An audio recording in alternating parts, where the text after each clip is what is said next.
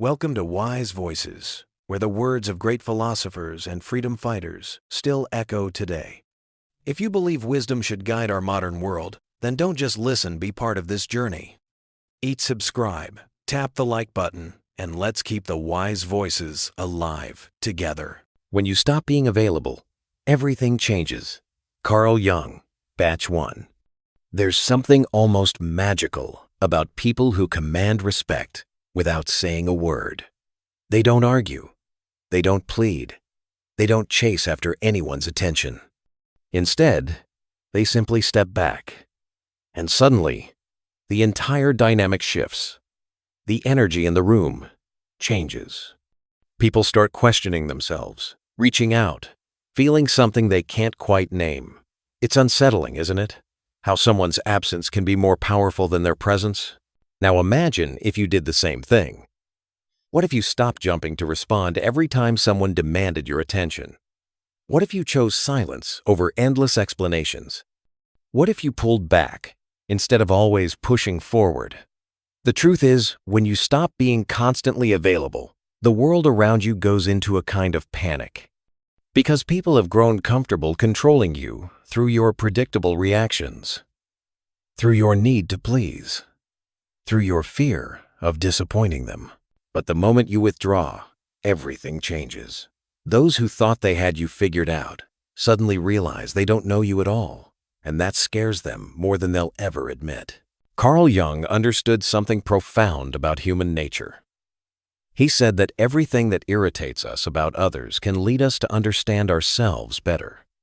But here's what most people miss. When you become unavailable, when you step back from the endless cycle of reaction and response, you get to see who really gets desperate. You see who becomes irritated by your silence. You see who tries to provoke you, just to get some kind of emotional response. This reveals everything. It shows you exactly how much you've been manipulated without even knowing it. You've been giving pieces of yourself away, trying to keep the peace, trying not to lose people who were never really with you in the first place. Every forced smile, every immediate response, every time you said yes when you meant no, you handed over a bit of your life force. And what do you have left at the end of the day? Exhaustion, frustration, an emptiness that you can't quite explain but always feel. The reason is simple. You've been too available for people who don't deserve even a moment of your precious time. You've been accessible to those who see you not as a person, but as a convenience store for their emotional needs. Open 24 hours, always ready to serve, never allowed to close. From the time you were small, you were taught that being available meant being good, that responding quickly meant being responsible, that saying yes, even when everything inside you wanted to say no, was what decent people do. You learned that your value came from how useful you could be to others. But nobody told you the cost of this constant availability. Nobody explained that being everyone's emergency contact would leave you with no energy for your own emergencies. You've been conditioned to believe that if you're present for everyone else, someone will be present for you. But life doesn't work that way. The more available you make yourself, the less people value your presence. It's like water from a tap that never stops running. People don't appreciate it because they know it will always be there. Carl Jung talked about something called the persona. It's the mask we wear to fit in, to be accepted, to avoid rejection. And this mask of constant availability is killing you softly. You smile when you're drowning inside. You answer texts when you desperately need rest.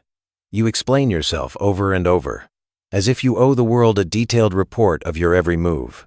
But here's what they don't tell you. Every time you put yourself at the center of someone else's drama, you disappear a little more from your own life. Every time you drop everything to fix someone else's problem, you abandon yourself. Every time you say it's okay when it's not okay, you teach people that your boundaries don't matter. Being constantly available is actually a form of self-betrayal disguised as kindness. It's a way of seeking approval, avoiding conflict, trying to control how others see you. But this control comes at a price that's too high to pay. Your peace becomes the payment. Your energy becomes currency that everyone else spends while you get nothing in return. The people who expect you to be available at all times don't actually want you. They want what you provide. They want the comfort you give them. They want the validation you offer. They want the problems you solve for them. But when you change, when you start protecting your energy, when you refuse to be their emotional support animal, watch how quickly they turn on you. They'll say you've changed, as if that's a bad thing. They'll call you selfish, as if caring for yourself is somehow wrong. They'll make you feel guilty for having boundaries, as if protecting your own well-being is a crime.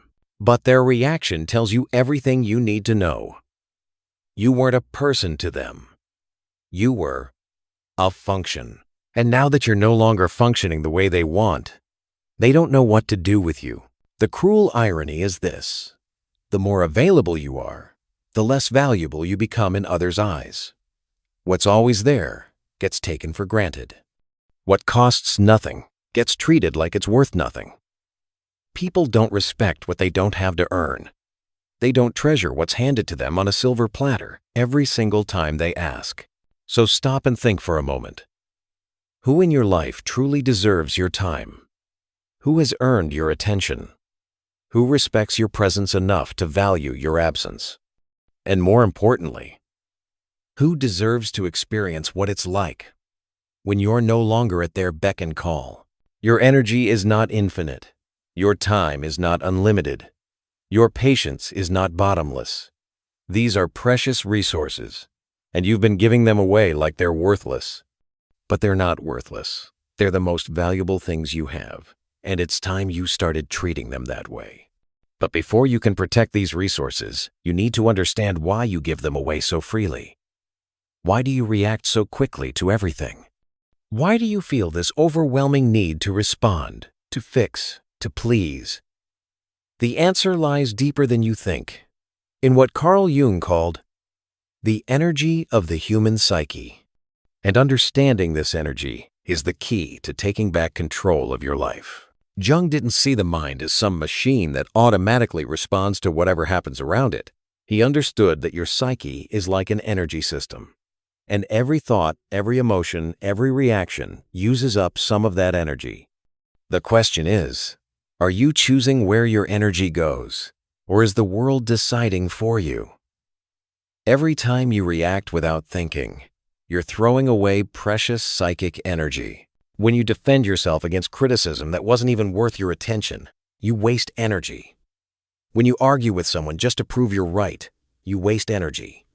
When you try to make people understand you who have no interest in understanding, you waste energy. When you bend over backwards for people who wouldn't bend a finger for you, you waste energy. You're spending your inner strength on things that don't feed your soul. And Jung was clear about something important. What you resist persists. The more you react to something, the more power you give it over you. The more you fight against someone's behavior, the more you tie yourself to that person. You become energetically bound to the very things that drain you. People who feel emotionally exhausted all the time aren't weak. They're just putting their energy in all the wrong places. And when you're constantly drained, you become vulnerable. You become easy prey for those who know how to spot someone who doesn't guard their energy properly. Manipulative people can sense this from a mile away. They see that you react to everything, that you try to fix everyone's problems, that you can't say no without feeling guilty. Jung believed that a healthy mind is one that knows how to keep energy within the system. This means learning to say no without apologizing for it. It means staying silent without feeling like you're being weak. It means watching and thinking before you act. Real power isn't in reacting to everything that happens to you. Real power is in choosing when and how you respond. But this is only possible when you know yourself well enough to recognize your own patterns. When you can see your triggers before they pull you into drama you don't need to be part of. How many times have you lost sleep over a conversation that went nowhere? How many hours have you spent replaying arguments in your head, trying to figure out what you should have said? This is your life force being drained for nothing. You're feeding thoughts and situations that should have died the moment they happened. Your psychic energy is like a protective field around you. When you guard it properly, people feel your presence before you even speak. You walk into a room and command respect without trying. But when you let your energy leak out everywhere, you become invisible. You become reactive, fragile, forgettable. And the world has no patience for people who give their power away so easily. This is why you need to start paying attention to what triggers you automatically.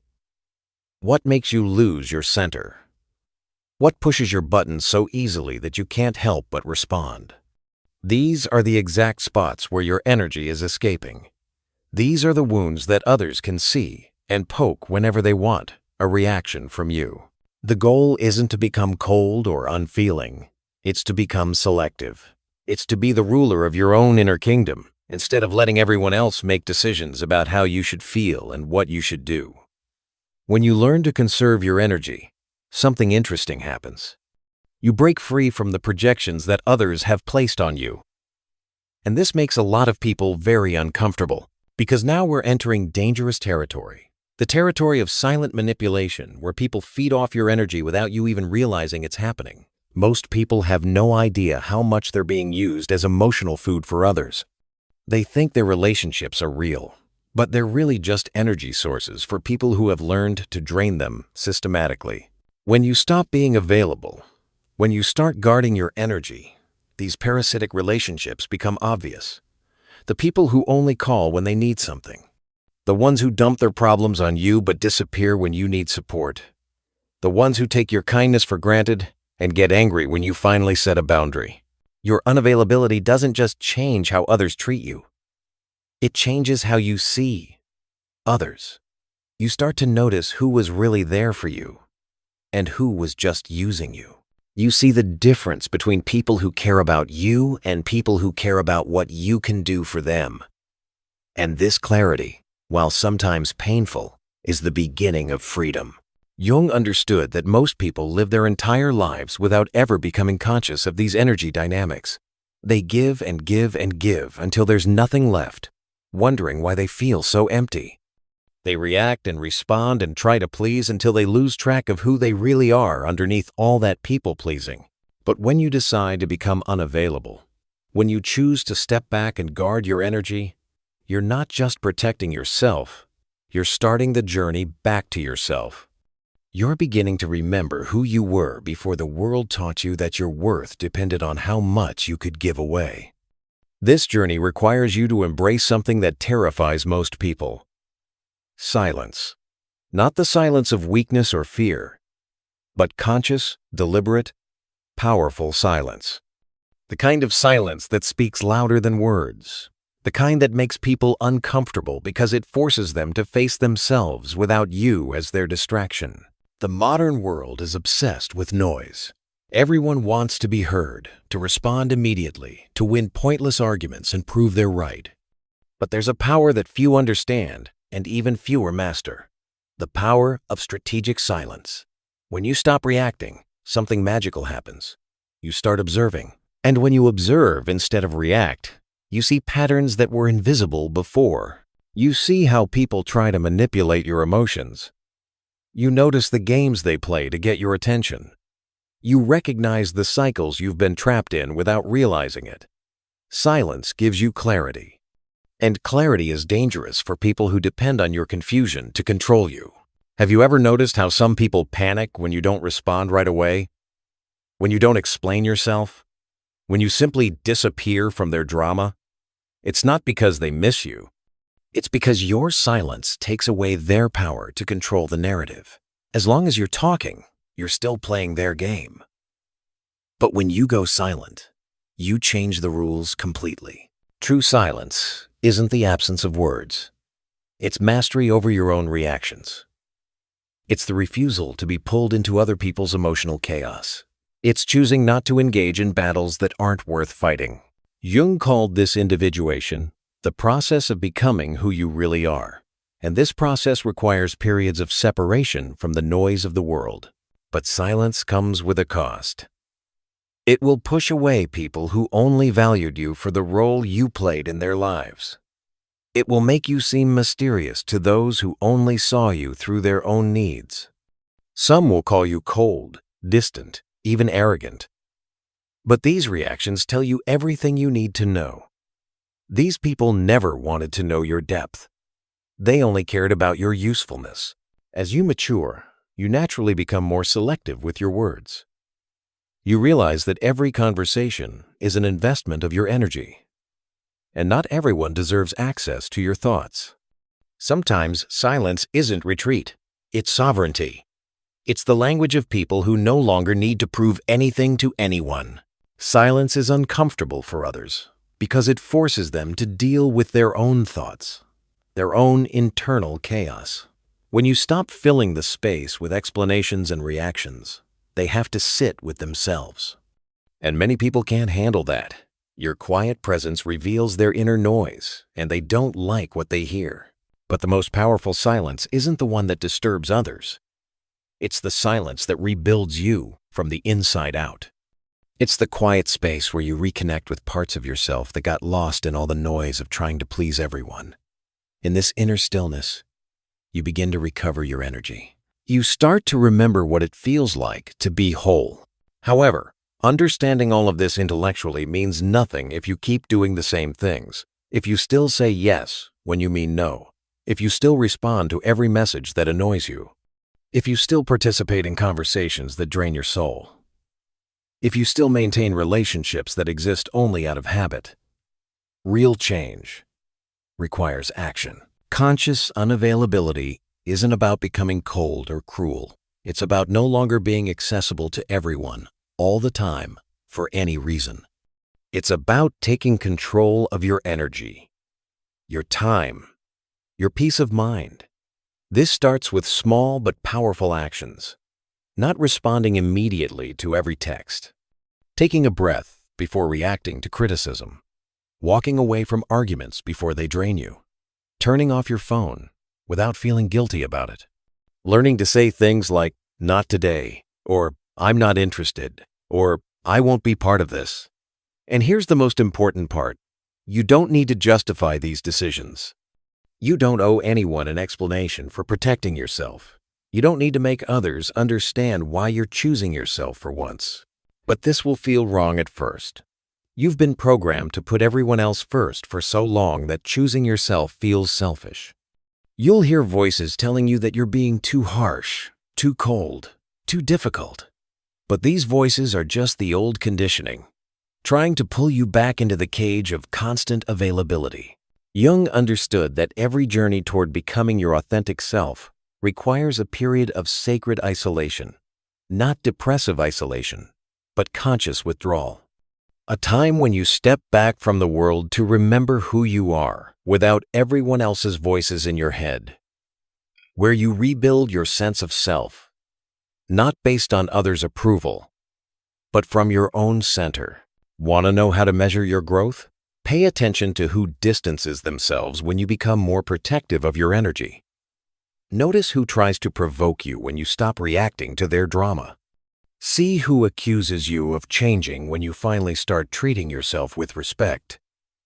These aren't signs that you're doing something wrong. They're proof that you're breaking free. When you stop being available for everyone's emotional emergencies, something profound happens. First comes the uncomfortable silence, the guilt, the fear that you're losing people who cared about you. But gradually, this discomfort transforms into something else. The silence becomes cleansing. The solitude becomes peaceful. The space you've created fills with clarity. You begin to see the difference between people who genuinely care about you and those who only cared about what you could provide. You start attracting different kinds of relationships, ones based on mutual respect rather than one-sided giving. You discover what it feels like to be valued rather than just useful. This is the rebirth that only comes when you have the courage to be misunderstood, to be alone, to disappoint people who never really knew you anyway. It's the birth of a version of yourself that no longer betrays your own needs to keep others comfortable. A version that understands that being loved means nothing if you have to abandon yourself to receive that love. The loneliness you feel when you first start protecting your energy isn't the loneliness of being abandoned. It's the loneliness of finally being honest about who deserves access to your inner world. And in that honest solitude, you discover something beautiful. You're actually pretty good company for yourself. You start to enjoy your own thoughts, your own peace, your own company. When you stop being available to everyone, you become available to yourself. And that's when everything truly changes.